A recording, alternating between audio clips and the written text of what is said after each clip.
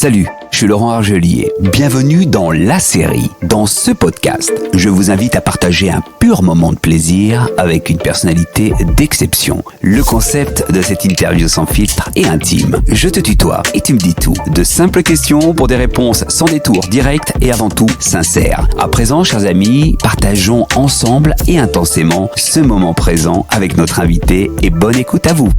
Bienvenue Julien Lepers dans La Série. Merci d'avoir accepté mon invitation et de nous recevoir à Boulogne-Billancourt dans le 92. Mais oui, les Hauts-de-Seine, que je connais bien, parce que, excusez-moi, excuse pas, ma voix est épouvantable aujourd'hui. Elle est très jolie ta voix. Mais je sais pas, je suis enroué et j'étais malade pendant quelques jours.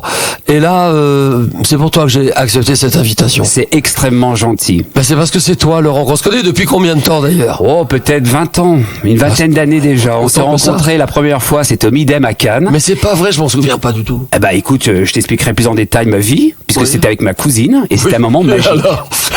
Et alors Et alors tout s'est bien passé, et tout se passe bien, puisqu'on est resté fidèle à Julien Lepers depuis. C'est vrai. Pour débuter cette discussion sans filtre, je souhaite que tu nous parles de Julien Lepers par Julien Lepers. Alors, je le connais très bien. Alors, moi, je trouve que c'est un garçon charmant. Garçon un peu différent de la moyenne des autres, je veux dire. Différent des animateurs de radio, comme Laurent Argelier. Bon, bref, non, mais c'est un garçon sympa, qui s'intéresse beaucoup à l'art, à la culture, qui a envie de s'instruire. Voilà. Qui achète des journaux tous les jours, au moins 3 quotidiens par jour. Et puis, tu vois, qui va dans des musées, qui va dans des spectacles, et pourtant qui sort pas beaucoup le soir, tu vois. C'est-à-dire, t'as peu de chance de me retrouver dans des soirées. Pourquoi? Eh ben, parce que ça n'est pas, ça ne me dit rien. J'aime bien me coucher tôt, en fait. Je pense que 10h30, 11h, je suis couché en général. Mais je me lève très tôt. À quelle heure? 6h30, 7h. Julien, face au miroir de la série que je te montre, que vois-tu dans ce miroir? Mon Dieu, je vois quelqu'un d'assez sympathique, qui essaye de faire le mieux possible son métier, qui essaye de faire plaisir aux gens et d'apporter du bonheur aux gens. Donc, cette voix cassée, c'est terrible. J'adore, non, ça te fait un style, moi j'adore. Je suis même pas sûr que ce soit toi. Mais oui, je sais pas, mais je ne me reconnais pas. Je ne me reconnais pas. Donc, alors face à ce miroir, alors voilà, un mec sympathique. Donc, essaye de faire plaisir aux gens, et je pense que pendant toutes ces années de télévision, de radio, d'animation à droite à gauche, j'ai fait plaisir au plus grand nombre. Et ça, c'est ma plus grande satisfaction, Laurent. Justement, que dirait aujourd'hui l'homme Julien Lepers à l'enfant Julien Lepers que tu étais? Il lui dirait quoi? L'enfant était très vulnérable aussi, très fragile. Il savait pas quoi aussi, faire. c'est-à-dire parce qu'il a vécu dans un milieu défavorisé, très compliqué. Il n'a pas connu ses parents avant 14 ans, exactement. J'avais 14 ans quand j'ai connu mon père et ma mère, et je les ai découverts. J'étais pour moi des personnages totalement étrangers. Il a fallu que je m'habitue à eux. C'était très compliqué parce que mon père s'est souvenu qu'il avait un fils et que j'avais 14 ans, donc la vie ensemble a été compliquée. Mais puis après, on s'y fait. D'ailleurs, on se fait à tout. La nature humaine est ainsi faite qu'elle s'habitue à tout. Et justement, c'est la raison pour laquelle, ou l'une des raisons pour laquelle, cette faille, ce manque, a fait à un moment que tu as cherché la lumière pour exister et peut-être même aller chercher de l'amour. Peut-être on n'est pas loin de ça, Laurent. Non mais réponds-moi sérieusement, Julien. Tu es un homme de cœur. Mais je peux pas dire le contraire, c'est sans doute vrai. De développer. C'est sans doute vrai, tu vois. Alors je cherchais, moi j'aimais beaucoup la musique déjà. Tu sais que je jouais des chansons de piano depuis que j'ai 13 ans. Première chanson à 13 ans. Puis après j'en ai fait beaucoup d'autres. Et puis après j'ai entendu un jour un concours organisé à Radio Monte-Carlo. Je suis présenté à ce concours, 3500 candidats, j'ai réussi ce concours, ça m'a donné accès à l'antenne de Radio Monte-Carlo. Il n'y avait pas 1000 radios comme aujourd'hui, il y en avait 5.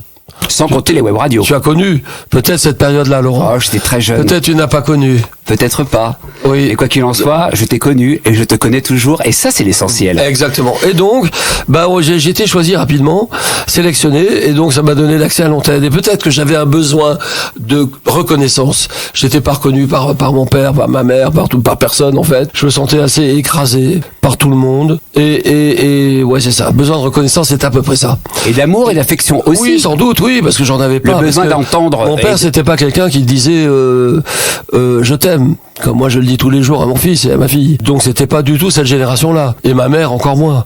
Donc oui, c'est ça. Je manquais d'amour, d'intérêt, de quelqu'un qui vous encourage, qui vous soutienne dans la vie, comme on a tous besoin quand on a 10 ans, 15 ans, 20 ans. Mais c'est un manque, quoi qu'il en soit, Oui, et c'est quelque chose qui t'a marqué, qui te marquera à vie, Bien sûr. et qui te manque. Exactement, et qui me manque, oui, toujours beaucoup. Parce qu'ils sont partis tous les deux aujourd'hui. Ils sont partis. Et je pense à eux tous les jours. Tous les jours que Dieu fait, je pense à eux. Et tu penses à quoi quand tu penses à eux? Bah, je pense à eux, je pense au fait qu'ils me manquent. Tout simplement. Qu'ils me manquent. Me manquent terriblement. Parce que dans les dernières années, c'était pas des gens qui aimaient les enfants. Donc, ils commençaient à aimer quelqu'un quand il avait 20 ans, 25 ans. Donc, toute l'enfance a été très compliquée et un peu ratée. Ce n'est pas rien ce que tu dis.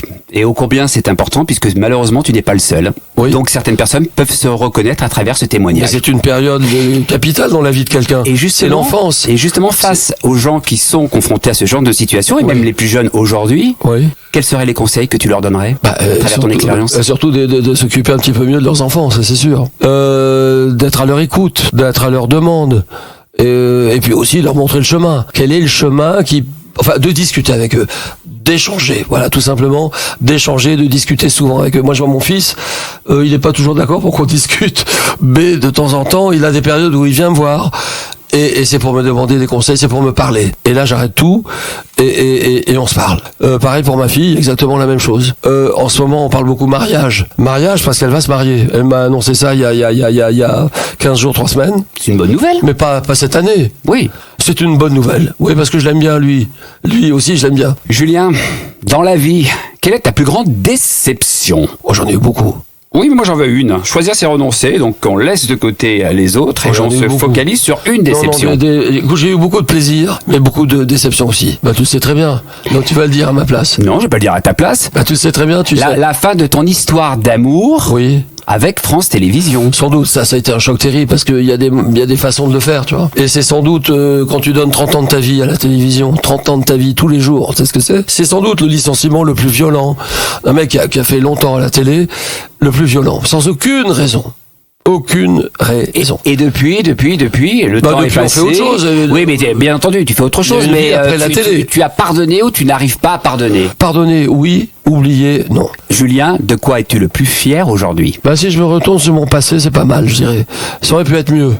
Ça pourrait être mieux d'ailleurs, j'ai encore de belles années devant moi. Oui. Mais c'est pas si mal. Le début depuis que j'ai 22 ans, 23 ans, c'est pas si mal que ça. Ça aurait pu être mieux, ça aurait pu être moins bien. Ça aurait pu être mieux. Non, bah, Qu'est-ce qui aurait pu être mieux? Bah, dans les émissions que j'ai faites, j'aurais pu animer des choses plus intéressantes que ça. Exemple? Je sais pas, j'aurais pu faire plein d'autres trucs différents, produire, par exemple, j'ai jamais produit. J'aurais pu le faire. Mais je suis un peu comme Foucault. Foucault, lui, s'est toujours reposé sur d'autres équipes, et il a raison. Je pense que c'est lui qui a raison. Julien, quel regard portes-tu sur notre société? Difficile aujourd'hui.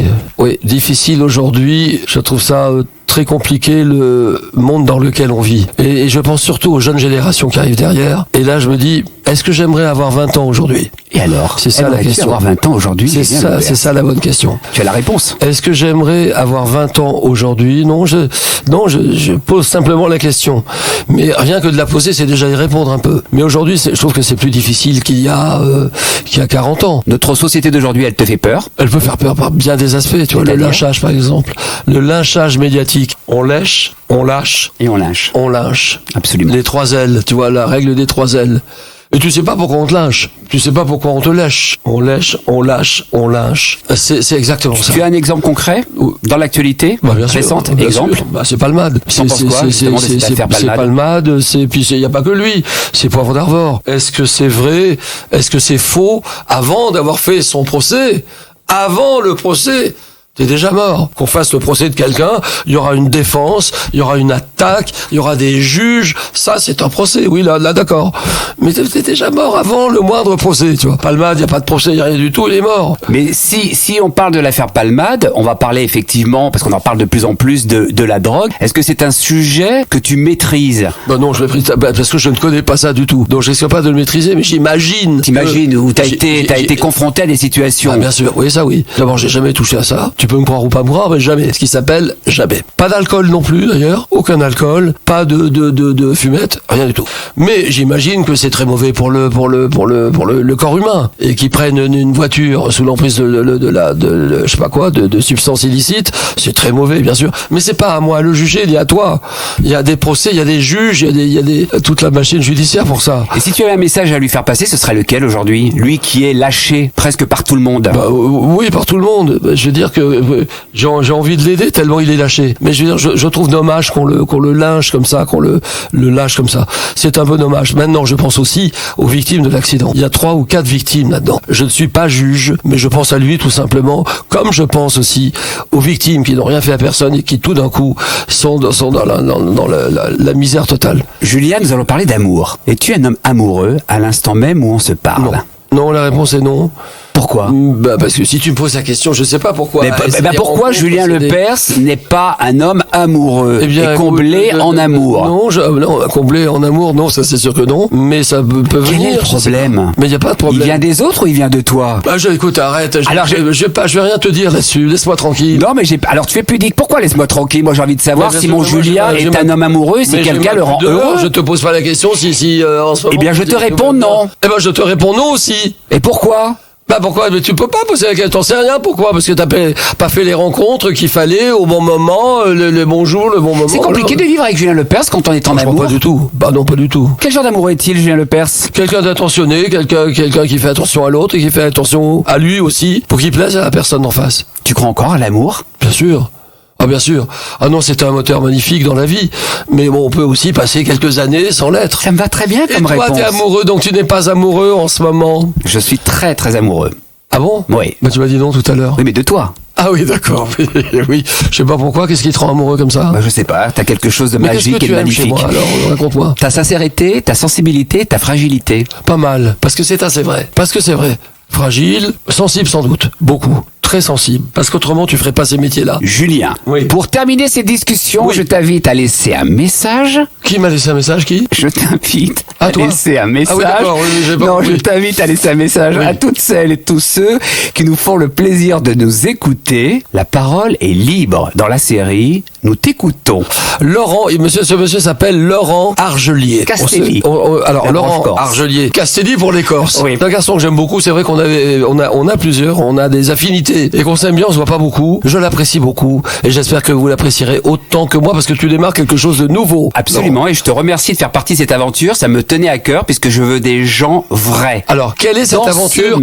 Quelle est cette aventure nouvelle que tu commences maintenant? La série. Mais ceux qui nous font le plaisir d'être fidèles le savent déjà. Et il suffit de rester connecté sur toutes les plateformes de podcast et ils auront la réponse. Car moi, ce qui m'intéresse, c'est toi. Et ce n'est pas moi. Et je t'en remercie d'être aussi bienveillant à mon égard. Mais tu cherches des personnalités. Je cherche des personnalités vraies, pas en promo, pas des gens qui sont lisses, pas des gens qui prennent des tours et des détours, des gens vrais, qui nous parlent de leur vie, qui nous parlent d'eux. Je crois que je me suis donné à toi aujourd'hui. C'est pas trop mal, il y a des choses intéressantes. Moi je souhaite, cher Laurent, dire à tous ceux et à toutes celles qui t'écoutent, qu'ils le fassent et qu'ils le fassent régulièrement, fidèlement. Pourquoi? Parce que pour toutes les raisons que tu viens de dire, parce que tu es quelqu'un de différent des autres, tu es quelqu'un qui a une personnalité, sensibilité et tu aimes ce métier, ça c'est sûr. Ah ça c'est ton truc, c'est ton métier. C'est la télévision, c'est le micro, c'est la radio. Ça c'est oui. Et donc je souhaite qu'ils soient le plus nombreux et nombreuses à t'écouter parce que ils auront beaucoup de satisfaction avec toi. Parce que tu vas au fond des choses et c'est ça qui est intéressant chez toi. Julien, on te dit pas, on te dit peu. Julien, je t'aime. Alors écoute bien ça, Laurent. Je t'aime aussi, je crois. Merci beaucoup, Julien Lepers. Porte-toi bien, je suis presque ému. Et sois intensément heureux. Merci infiniment, Laurent. À bientôt. Vous avez écouté la série de Laurent Argelier. Portez-vous bien et soyez intensément heureux.